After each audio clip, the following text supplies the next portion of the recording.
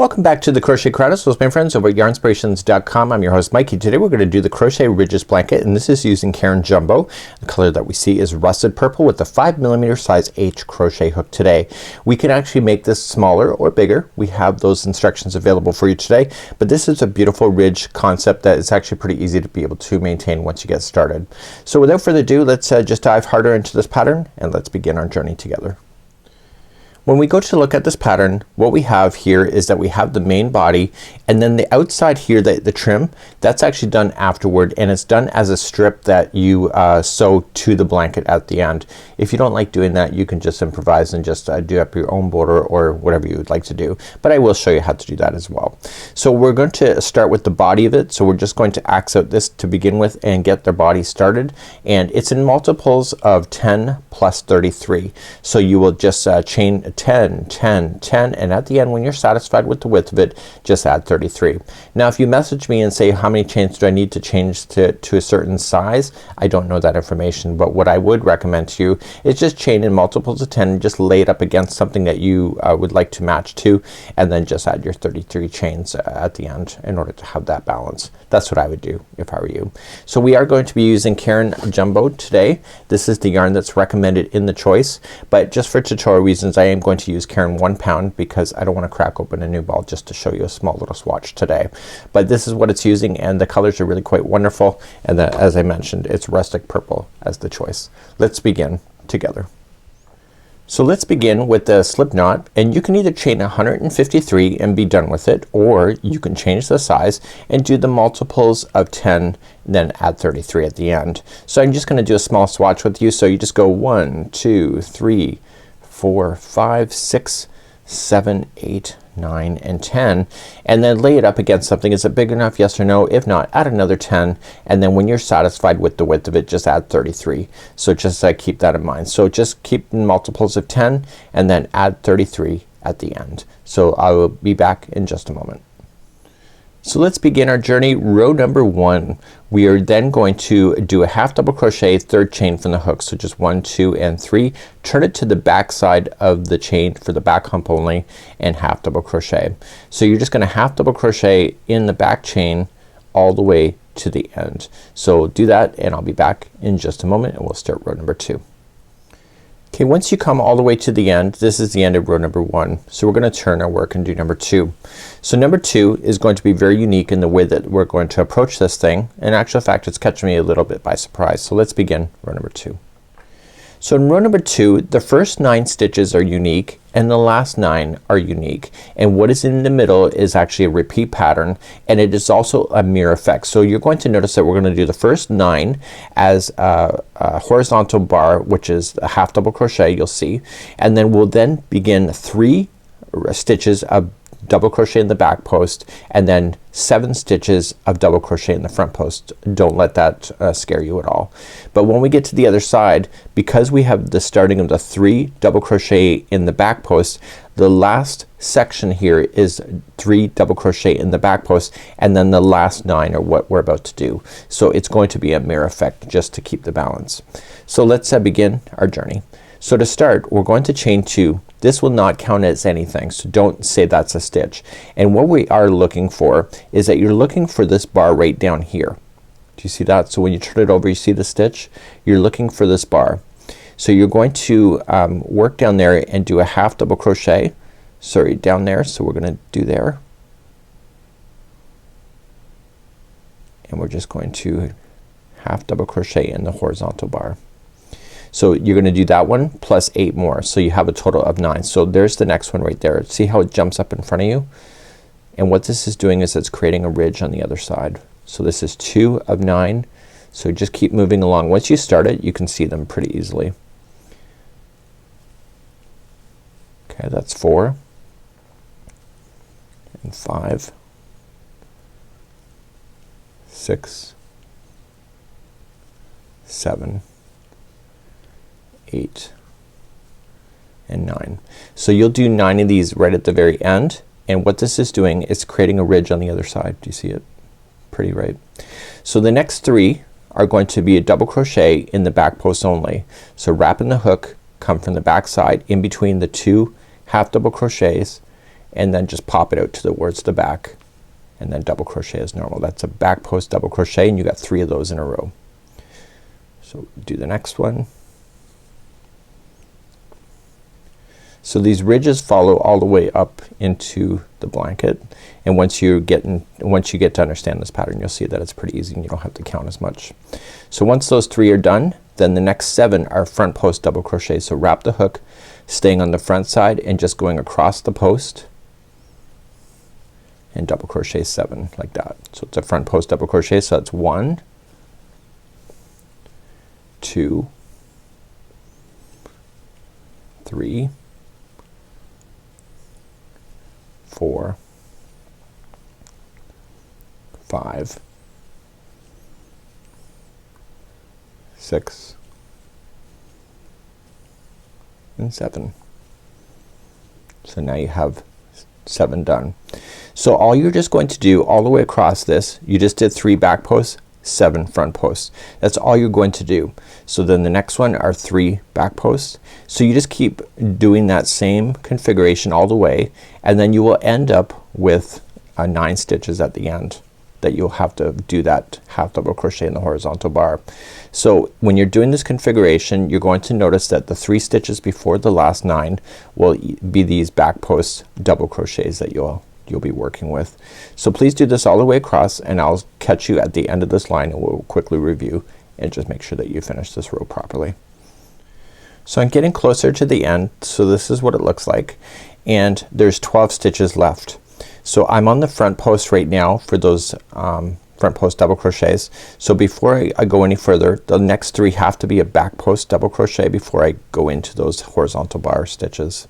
So 1,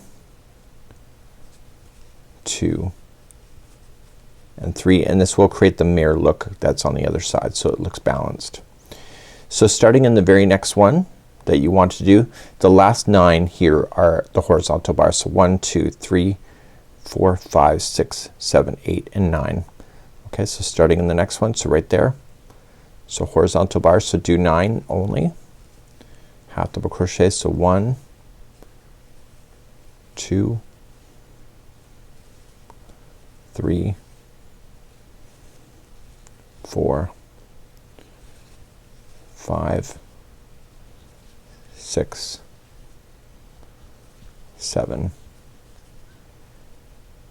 8, and finally the last one is 9. So that was row number 2. So when you turn it, you can see that the ridging is coming in here, and also you have then the 3-dimensional of it popping out here that you can see in the model itself, and then the back of it is kind of like has those double crochet. They were double crochet front post, but now they look like double crochet back post. Let's begin row number 3. So row number 3, the first 9 are going to be those horizontal bars that you know about, and so now that you can see that these are the 3 posts by themselves, this time there will be 3 front post double crochet, and then these will be 7 back post double crochet. So you're gonna match the side that it's on. That's how easy it is. So you're just gonna chain up 2 and make the first 9 your horizontal bars. So half double crochets. So you can either count them, which maybe you should. So this is number 2, 3, 4, 5,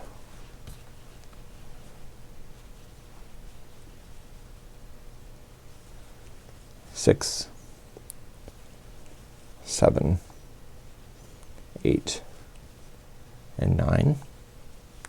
So now that your 9 are in, so you can see that these are on the front post, these are on the front right now, so you want to maintain those. So keep them on the front. So front post, 3 front post double crochets in a row.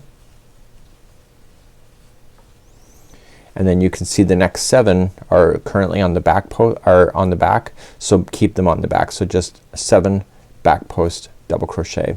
So you're just gonna match exactly what you see, so you don't really necessarily have to count so much, and then in the end we will do those horizontal bars on the last 9 stitches, which I will show you that in just a moment. So just maintain everything that you see across. You don't need to count so much. You've already done the counting in row number 2, so you're just going to match exactly what you see. Okay, and so you can see the next one here, they're on the front, so keep them on the front. I'll be at the end of the row in just a moment. So just put me on pause now.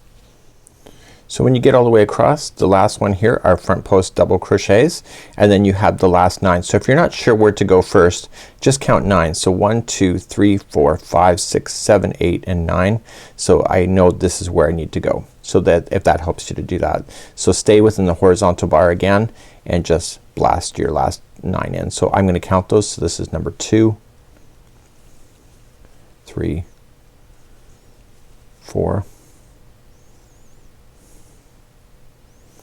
5, 6, 7,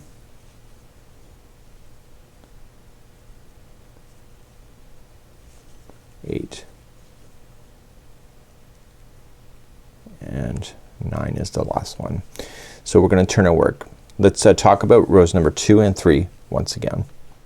So 2 and 3 are the repeat pattern, and now you can see it within the project itself, and you can see how the edging is different from what we have in the middle.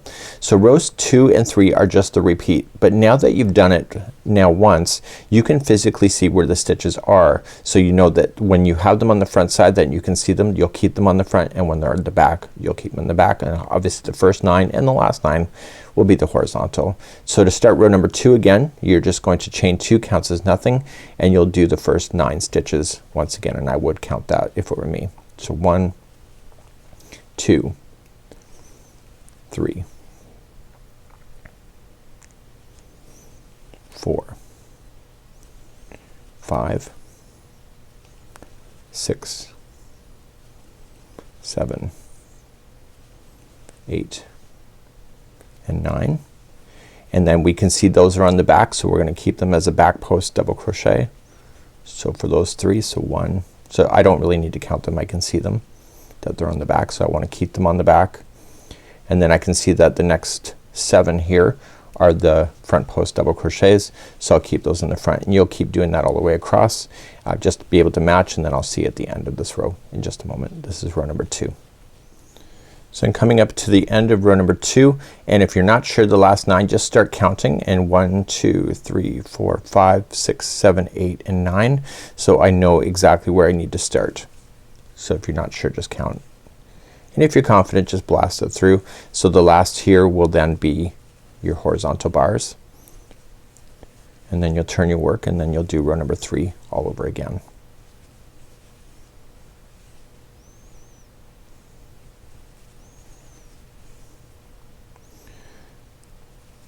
I'm going to review number 3 one more time, and just to make sure you got it, and we're gonna turn our work and do number 3. So back to number 3 we go. We just chain 2 and we just match exactly what we have. So we have the first 9 as your horizontals, so I would count those. So 1 2 3 4 5 6 7 8 and 9, and then you can see the next 3 are in the front, so we're going to keep those in the front. So front post double crochet, and then the next 7 are in the back post, because you can see they're on the back now.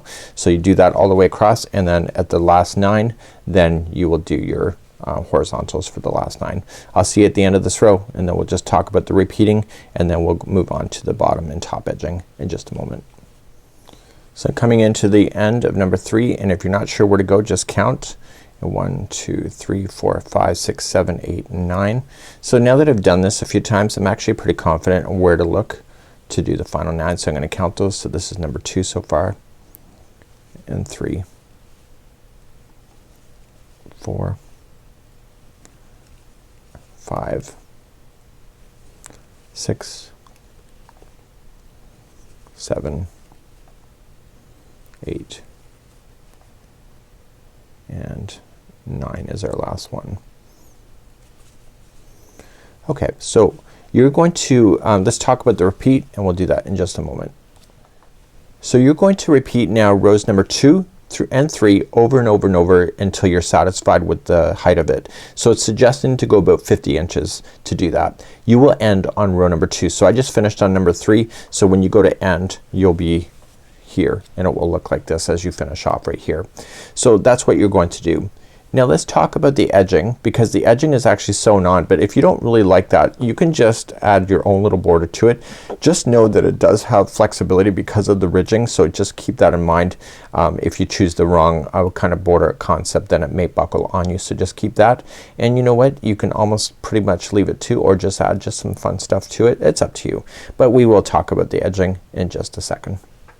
So when we go to look at the edging we are going to be doing this horizontal idea, so we're going to just look at it from this perspective of you're just crocheting up like this and then you're going to sew that to your project when you get there. So this whole line thing is happening because that we're just doing a small little swatch idea, so it actually looks pretty cool. So what we need to do is that we just gotta grab our yarn and then we're going to begin in chain 11 to start. So I'm just gonna use a different color just for the kick of it, and we want to start off with a slip knot and then we want to begin to chain 11. So 1 2 3 4 5 6 7 8 9 10 and 11. Third chain from the hook like we did before, so 1 2 3, turn it to the back hump of the chain and just half double crochet in the back hump of the chain all the way to the other side. This is row number 1. So do that and I'll be back in just a moment. So now that I'm all the way across I'm gonna turn my work and we're gonna do those horizontal ideas again. So we're chaining 2 does not count as anything. So when we go across there's only 9 half double crochets, so we're going to maintain that. So just going down into the first one, the horizontal, so just count until you get 9 done. So 1 and then next one, 2 3 4 5 6 7 8 and 9 is your last one, and then you just turn your work and just keep on repeating that. So just chain 2 and just do the first 9, well the only 9 that's there. So 1 2 3 4 5 6 7 8 and 9. So just keep doing that, and it's suggesting that you go the width of it, which you're just going to match it to the bottom edge. So whatever the bottom edge is or the top edge, you're just going to lay it down like this and then just match it, and then we're going to do a whip stitch to join, and I'll show you how to do that in a second. So once you're satisfied with the band, all you just need to do is that when you trim you want to leave it long enough strands so that you can get across that thing, or if you have to use multiple strands it's up to you. So technically it would be the same coloring, but you don't have to, it's up to you. But then you're just going to use a tapestry needle, and this is called whip stitching that I'm about to show you. If you want to join through slip stitching you can probably do that too, but you'll have probably a nicer join. So you're just gonna start off on an edge. I like to crochet, I like to sew in this direction, it's just a personal preference. So into the edging I go, and then I'm just going to match it to the edge of the blanket. Now because it's a different color it's gonna be very obvious that you're gonna see the stitch work, but as soon as it becomes the same color it pretty much becomes invisible. That's the advantage of a whip stitch. So then you're just gonna jump back into this project here and then move along. So I would kind of match it to the edging of the blanket itself.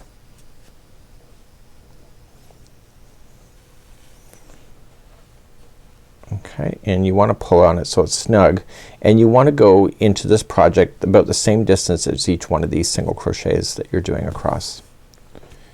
And this is called an invisible join.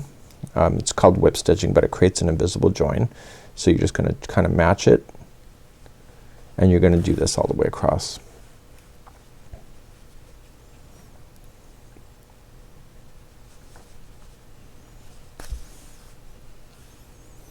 Okay, so let's take a look at the back side. It's pretty good, right? So if it was the exact same color it'd be invisible pretty much. and then eventually the party will run out and you'll finish the band on the other side of this. So once you've done the band all the way across, then all you're just going to do is just tie it into a knot so that it catches onto itself. So just feed it through the loop, and then so just pretend you're at the edge. So what you're just going to do is just in here, chances are it'll be the same color, so just drag it underneath some of the stitch work and go back and forth a total of 3 times. So once, and when you pull on it, don't change the shape of it, and go back in the other direction twice, and then 3 times. And then you're gonna weave in your edge, like any of the ends that you had, also the same way, back and forth 3 times, and that should be good to go. And then you can safely trim it down into the project like that. So you want to take care of any of your loose ends in that same manner, but you can see that you will have your ridges going in the horizontal plus also the vertical, which then makes up this Crochet Ridges Blanket. I'm your host Mikey of the Crochet Crowd. Have a super day, and we hope to see you again real soon. Bye bye.